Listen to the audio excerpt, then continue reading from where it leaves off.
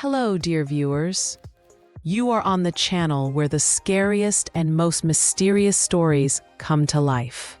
True events, dark legends, and fictional tales that will send shivers even down the bravest spine. Every story here is a journey beyond the ordinary. If you enjoy fear and the unknown, subscribe to the channel. And don't forget to leave a like so you never miss a single story. Today, I'm going to tell you a story that has haunted me my entire life. This is not just a story, it's my personal pain, the pain of all those boys who were caught in the fire on that terrible March evening in 1959 at the Arkansas Negro Boys Industrial School.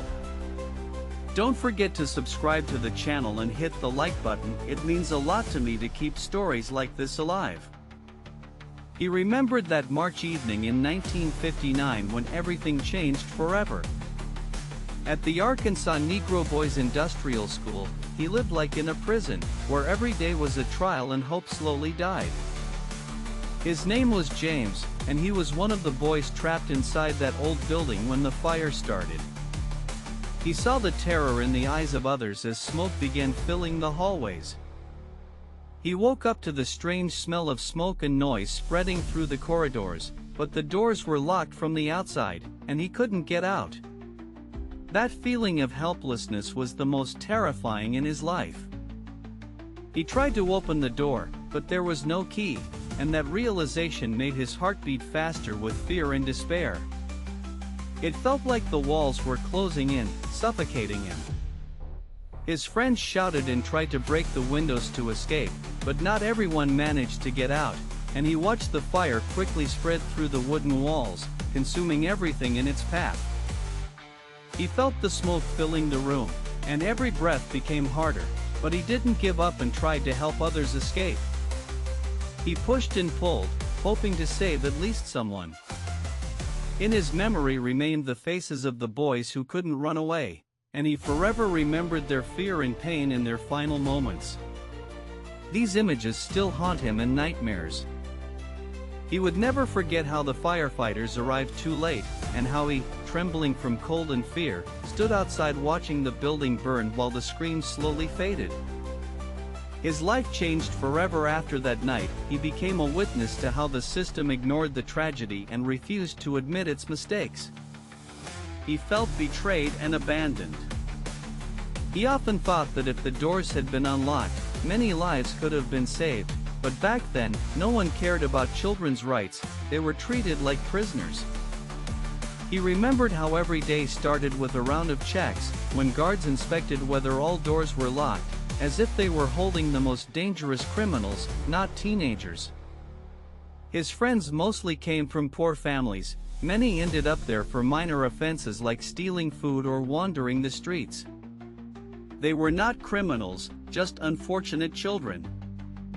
He heard stories about the cruelty of the guards, about beatings and humiliations, but never imagined their lives would end so horribly, engulfed in flames with no chance to survive.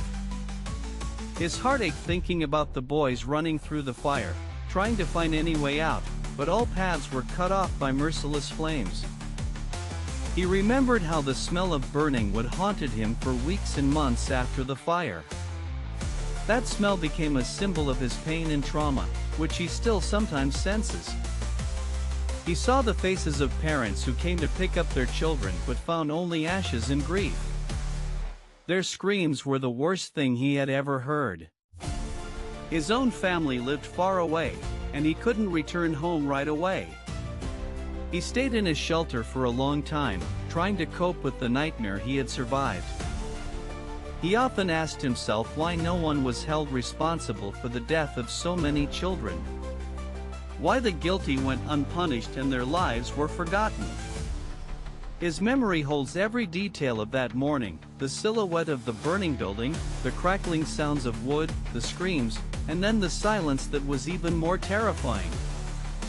He often thought about how those boys could have grown up, built families, and achieved something in life, but everything was cut short in a moment of someone's neglect.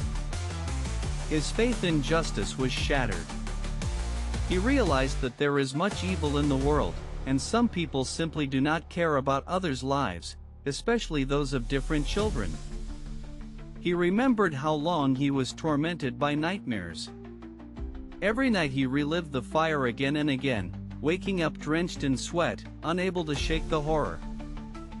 His only consolation was the thought that he survived. He had to live for himself and for those who died, so their story would not be forgotten. He often visited the place where the school once stood.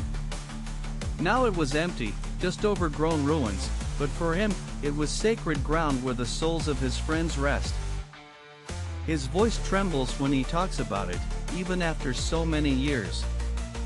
The pain hasn't gone away, it has simply become part of him, part of his story. He hopes that his story will help people understand that such tragedies must never happen again. Every child deserves safety and protection.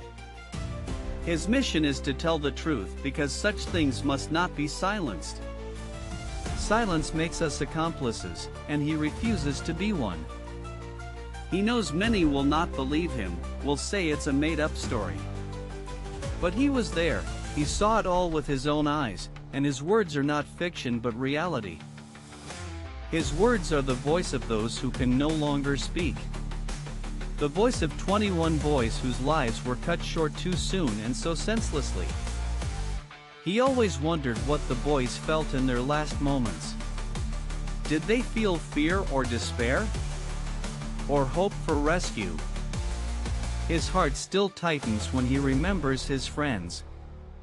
He sees their faces, hears their laughter before that fateful day.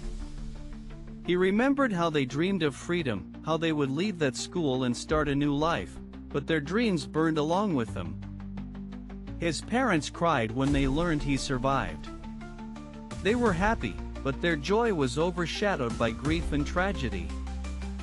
He saw how this tragedy affected the whole community, though it was not openly discussed then, but change began, albeit slowly. His life became a testament that justice sometimes comes very late, but it can still come if people fight for it. He often thought about how his life would have been if he hadn't ended up in that school, if he hadn't survived that fire. His character was forged in the fire of that tragedy. He became stronger but also more cautious, always ready for the worst. He hopes his story will help prevent similar events in the future. That people will be more attentive to children's rights. His voice sounds confident despite the pain. He wants every word to reach the listener so no one can ignore this truth. He knows it's hard to listen, but it's even harder to live through. And he asks not to turn away from this story but to learn from it. His path was difficult, but he always remembered those who stayed in the fire. Their memory gave him strength to move forward. He often imagined how his friends would look now if they had survived. Who would they have become? What families would they have built? His pain may never fully fade, but he learned to live with it, turning it into motivation to fight for justice. He knows not everyone is ready to hear such stories, but he will keep speaking because it is his duty to those boys who died. His life is a living monument to those who could not survive. He lives for them, breathes for them, speaks for them. He remembers every detail of that night: smoke, screams, the smell of burning, helplessness, fear. It all etched itself into his flesh. His heart still aches, but he does not allow himself to break. He is strong for those who could not be strong. He often meets with other survivors. Together, they remember, share their stories, and support each other. His voice matters. It is the voice of a survivor, a witness, the voice of someone who saw horror with his own eyes and is ready to tell about it. He speaks not for himself but for those taken by the fire. So their suffering is not in vain. His story is not just words, it is a cry from the soul that must be heard by everyone who values human life. He hopes this story will touch the soul of every listener and make them think about what truly matters. His memories are alive, and he will not let them die. He will carry this truth until the very end. He believes that memory is a powerful force that can change the world for the better if used wisely. His words are bricks in the foundation of a future where such tragedies will be impossible. He wants everyone who hears this story to ask themselves, what if it was my child? My brother? His story is not just the past, it is a warning for the present and future so that we do not repeat mistakes. He asks not to forget that behind every number, behind every statistic, there are real human lives, real destinies. His life became an example of resilience and courage, showing how a person can find strength to live after such a tragedy. Thank you for listening to his story until the end. It was not easy, but very important to him. If his words touched you, please like and subscribe to the channel. This will help spread this story. Share this video with your friends and loved ones so more people learn about the Arkansas Negro Boys Industrial School fire. Write your thoughts and feelings about this tragedy in the comments. He would be interested to know your opinion. His mission continues, and he will share new stories to keep the memory of important events alive. Don't forget to turn on notifications so you don't miss new episodes. He will always be waiting for you here. See you in the next video. Take care of yourselves, cherish life, and remember those who didn't live to see today.